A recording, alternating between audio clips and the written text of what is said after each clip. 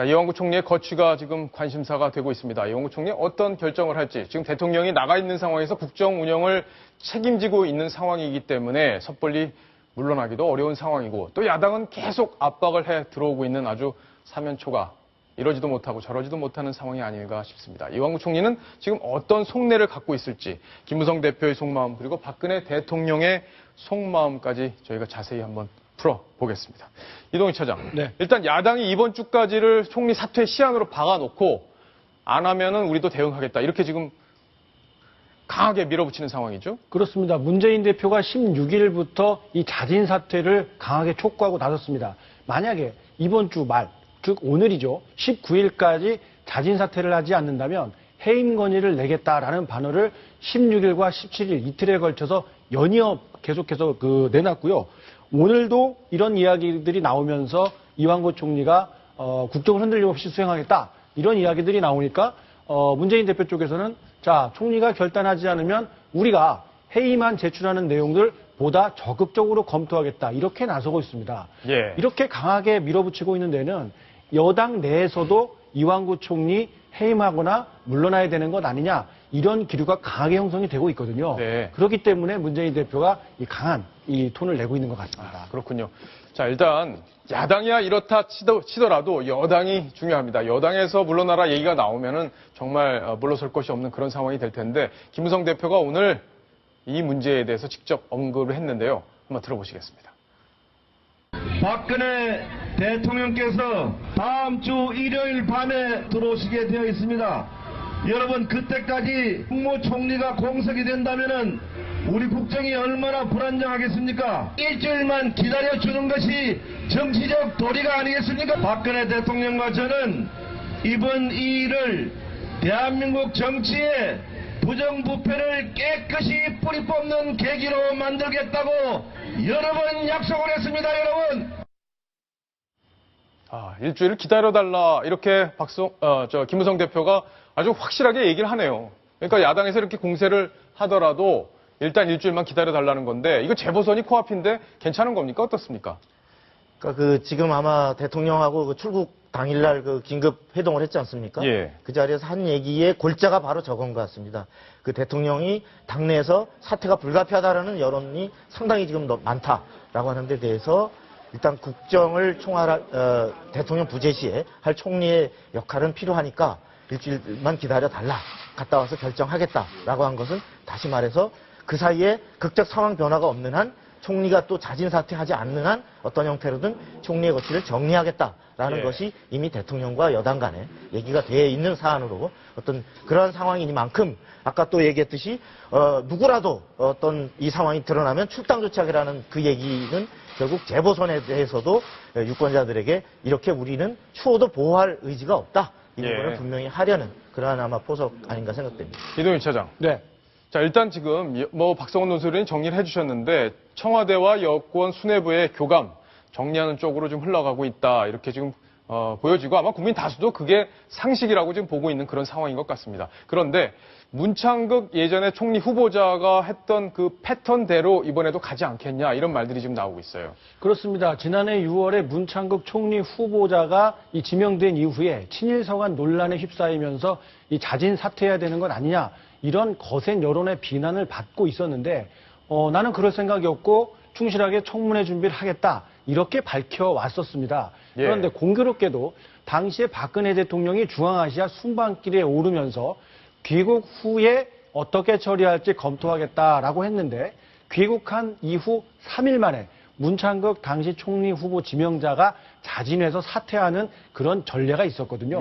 물론 지금은 이제 실제 총리에 임명이 됐던 이완구 총리가 현직에 있는 상태이기 때문에 아주 똑같다고는 할 수 없겠습니다만, 공교롭게도 논란에 휩싸인 직후에 대통령이 해외 순방길에 올랐고 돌아와서 확실하게 결론을 내겠다, 이런 뜻을 밝힌 상황이기 때문에 똑같은 패턴으로 가는 것 아니냐, 이런 분석들이 나오고 있습니다. 자, 문창국 후보자도 결국에는 준비하겠다, 안 물러난다, 이렇게 하다가 결국에는 순방 갔다 돌아온 다음에 물러났고, 이완구 총리도 지금 본인은 열심히 지금 어떤 반전 카드를 찾기 위해서 노력을 하고 있는데, 이런 수순을 가지 않겠느냐, 이런 전망들이 나오고 있습니다. 자, 시청자 질문이 왔는데 보고 가겠습니다. 이완구 총리가 돈을 받았다는 증거는 아직 없습니다. 대통령이 순방 중인 상황에서 사퇴를 요구하는 건 너무 심한 것 아닙니까? 증거가 없기 때문에 이런 말씀을 하신 것 같은데요. 왜 비리 기업인인 성완종 회장은 미화하고 이 총리만 문제 삼는 건가요? 이렇게 지적을 해주셨는데요. 자, 반대되는 시청자 의견도 같이 한번 보겠습니다. 자, 총리는 1인 지하 만인 지상의 자리입니다. 잘못된 처신으로 이미 국민의 신뢰를 잃은 총리가 국정을 어떻게 챙기겠다는 건가요? 빨리 거취를 결단해 대통령의 부담을 덜어줘야 합니다. 자, 이런 두 가지의 의견들, 시청자 의견들이 저희에게 오늘 계속 쇄도하고 있는데, 전원책 변호사. 예. 자, 이건 뭐 입장에 따라서는 이렇게 보는 분도 있고 저렇게 보는 분도 있습니다. 어떻게 정리를 해야 비리 될까요? 기업인 성완종 회장을 미화하자는 것이 아닙니다. 예. 지금 성완종 회장이 비리 기업인이라고 할지라도 죽으면서 내가 이런 사람들이 뇌물을 줬다고 얘기를 했고 그 뇌물 받은 사람이 우리나라 최고 실세들이에요. 예. 이 권력을 뒷받침해주는 사람들이란 말이에요. 그러니까 지금 전 국민적 관심사가 된 것이고, 그리고 국무총리는 대통령 유고시에 대통령을 대행을 하는 분입니다. 그 승계를 하는 분이에요. 근데 이런 분이 이렇게 지금 피의자로서 의심을 받고 있단 말이에요. 네. 제가 지금 피의자로서 의심받는다고 표현을 했는데 사실상 모든 국민들은 피의자로 지금 생각을 하고 있습니다. 이미 지금 아까 김무성 그 대표는 국정 공백을 걱정을 하고 있는데 이미 국정 공백이에요. 예, 이미 대통령이 국정공백이다. 부재기간 안에 국정 공백인데 저는 지난번에 문창극 그 총리 후보자의 경우에는 대통령이 그 중동에 순방을 나갈 때 이제 문창극 이 총리 후보자가 그 사퇴를 하지 않고 나는 내가 절대 친일 사관을 갖고 있지 않으니까 끝까지 싸우겠다. 예. 이렇게 하니까 귀국을 해서 3일 만에 이제 사표를 내도록 쉽게 말하면 국회에다가 인준해달라는 걸 가지고 그 서류를 보내지 않았잖아요. 서류 안 보냈죠. 예, 서류를 안 보냈단 말이에요. 임명동의 그 요청서를 안 보냈거든요. 그런데 그때 우리 보수진영 일각에 있어서는 왜 청와대가 왜 이렇게 비겁한가? 이건 정면으로 다뤄야 될 문제인데 이분을 왜 친일 사관을 가진 사람으로 모느냐 하고 그걸 반발을 했습니다. 예. 그런데 지금 지금 그 이완구 총리의 경우에는 이 문제는 완전히 다른 문제예요. 이분은 지금 부패로 의심을 받고 있는 분이란 말이에요. 예. 그리고 그걸 뒷받침해주는 증거가 굉장히 많이 있습니다. 한명숙 총리를 그 유죄 판결했던 2심 판결을 보면 돈을 받은 그 돈을 주었다는 진술이 있고 공유자의 진술이 있고 그 자금을 조성하는 뒷받침되는 정황 증거가 있으면 유죄 판단을 할 수 있다는 거예요. 예. 지금 보면 여러 정황 증거가 나오지 않습니까? 그렇죠. 그런데도 본인이 지금 사임을 하고 본인이 만약 뜻한 것 같으면 본인이 반대 증거를 찾아내서 다투어야죠. 그렇지 않고 지금 총리 자리에 있으면서 계속해서 총리로서 역할을 하겠다는 것은 이건 후안무치한 행동입니다. 예, 그렇군요. 자, 지금 총리 사퇴 문제, 이게 지금 이완구 총리 개인의 문제가 아니라 박근혜 정부, 박근혜 대통령에게도 상당한 부담을 줄 수 있는 문제입니다. 그래서 아마 심사숙고할 수밖에 없는 그런 상황이 아닌가 싶은데, 김무성 대표의 입장도 마찬가지가 아닐까 싶습니다. 이 세 사람의 속마음, 사퇴를 바라보는 이 속마음을 지금부터 저희가 자세히 분석을 해보겠습니다.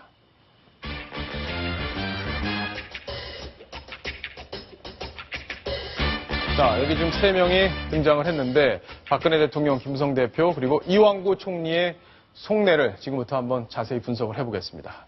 자, 박근혜 대통령 지금 해외로 떠나 있고 남미에 있는데 어떤 속마음일까요? 자, 12일이면 사건의 실체도 여론의 방향도 점점점. 박성훈 논설위원. 네. 이제 신방 기간 12일이면 사건의 실체가 어느 정도 드러나고 네. 여론의 방향도 어느 정도 잡히지 않겠느냐. 네. 그러니까 뭐 사퇴해라 얘기가 점점 더 거세지든지 아니면 반전 카드가 나와서 상황이 다시 역전이 되든지 대통령으로서 시간을 벌기 위한 건가요? 어떻습니까? 속마음 분석 좀 해주시죠. 그렇습니다. 그 16일 출국해서 이제 12일이 경과한 27일 귀국할 때까지면 어떤 정말 뭐 이완구가 억울하다 그러면 이완구 총리의 어떤 반증을 내놓을 것이고 네. 그렇지 않다 그러면 추가적인 것이 더 드러나면서 어떤 사건의 실체가 윤곽이 잡힐 것이고 그에 따라 여론의 향방도 어떤 결정이 될 테니까 내가 귀국해서 정리할 테니까 어쨌든 부재시에 어떤 총리를 비워놓을 수는 없으니까 그때까지만 좀 기다려달라. 이런 것을 대표를 통해서 김무성 대표를 통해서 주문을 하고 있는 것 같습니다. 자, 그런 부탁을 받은 김무성 대표 속이 지금 타들어갈 텐데 오늘 가서 아주 목청을 높여서 저런 얘기를 했습니다. 오죽하면 대통령이 나한테 이렇게 부탁했겠냐 이런 얘기까지 아까 했었는데 김무성 대표의 속내도 한번 보겠습니다. 자, 대통령 입장도 있고 그렇죠. 국민 분노도 있고 선거도 있고 뭐가 이렇게 많나요? 전원책 변호사님.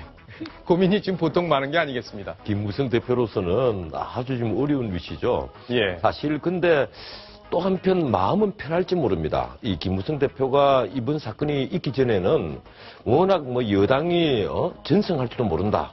이제 이런 예측이 많았고 이런 또 평론이 많았거든요. 이러다 보니까 만에 하나라도 패배를 했을 경우에 당 대표에게 쏟아지는 비난과 또 비판이 있을 건데 예. 지금은 거꾸로 이제 돼서 전패할지도 모른다 이런 얘기가 나오니까 김무성 대표로서는 패배했을 때 대비해서는 네. 한결 마음이 편할 겁니다. 아, 그렇군요. 무엇보다 중요한 게 이 선거인데 선거 어떻게 결과가 나올지도 궁금한데 이완구 총리의 속내도 궁금합니다. 이완구 총리의 속내 한번 보겠습니다.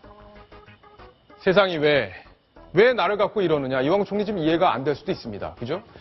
끝날 때까지 끝난 게 아니다 이런 속내를 갖고 있을 것 같습니다. 지금 이완구 총리가 여러 가지로 노력을 지금 반전 카드를 찾기 위해서 노력을 하고 있다고 하는데 이동윤 차장, 네. 반전 카드가 찾아질 수 있을지 세상은 도대체 왜 이완구 총리에게 이렇게 가혹하게 한다고 이완구 총리 느끼고 있을까요? 이완구 총리가 정말 결백하다면 저런 심정이 드는 게 당연할 겁니다. 이완구 총리가 그동안 걸어온 정치 역정을 한번 살펴보면요. 도지사직을 던질 만큼 과감한 승부수를 띄우는 이 승부사 기질도 충분히 있었고요. 그리고 이 항암 치료를 받으면서도 정치적으로 재기에 성공했던 그런 불굴의 의지를 또 갖고 있지 않겠습니까? 예. 그렇기 때문에 끝날 때까지는 끝난 게 아니다라고 하면서 자신의 뚝심을 보여주고 그리고 어떤 반전의 카드가 과연 무엇이 있는지 아마 열심히 찾고 있을 겁니다. 그렇겠네요. 자, 지금 무엇보다 이완구 총리의 속내가 지금 아주 타들어갈 텐데, 자, 박정아 기자. 네.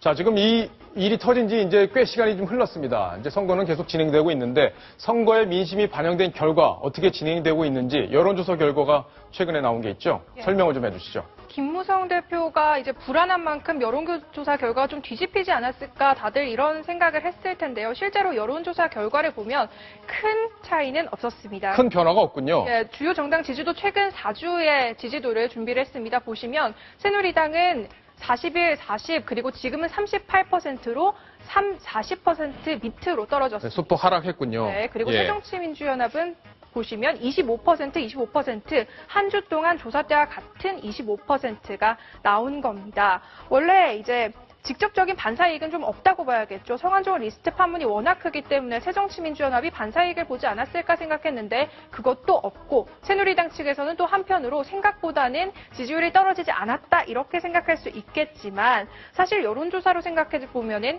40% 이하로 떨어진 건 1년 만에 세월호 참사 이후에 처음입니다. 그만큼 큰 타격이 될 수도 있다 이렇게 보셔야 될 것 같습니다. 예. 뭐 지역에서는 크게 지금 여론조사 4개 지역에서는 큰 흐름의 변화는 없다 이런 보도들 좀 나오고 있는데 자 시청자 질문이 왔는데 또 한번 보고 가겠습니다. 자 이번에는 사진을 제보해 주셨네요.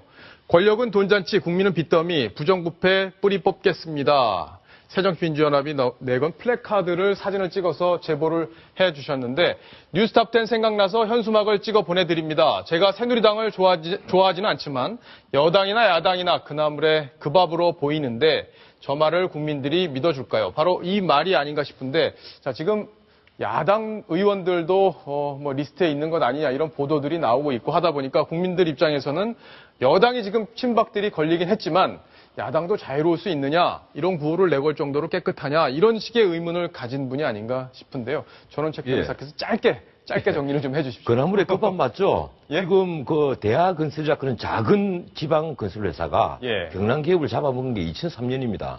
2차례 그 사면 복권 받은 것도 바로 그 노무현 정부 때고요. 그래서 이 사건은 우리 국민들에게 결코 새누리당만의 사건이 아니라 예. 야당도 그리고 더 나아가서 친노계도 걸려있는 사건이고 네. 정치계 전부 다가 걸려있는 사건이니까 권력은 돈잔치 국민의 빚더미 이런 식의 새정치민주연합 플랜카드도 이것도 좀 난센스입니다. 후한무치한 거죠. 다들 반성해야 될 사안입니다. 예. 정치권이 아마 공동으로 반성을 해야 되고 이번 계기를 통해서 정치 전체에 만연해 있는 어떤 이런 부정부패의 뿌리 이번에 완전히 한번 뿌리 뽑아야겠다 이런 생각이 듭니다. 그러면 정치권 절반을 바꿔야 될 겁니다. 예. 얼마나 바꿔야 될지는 검찰 수사가 진행이 될 테니까요. 지켜보도록 하겠습니다.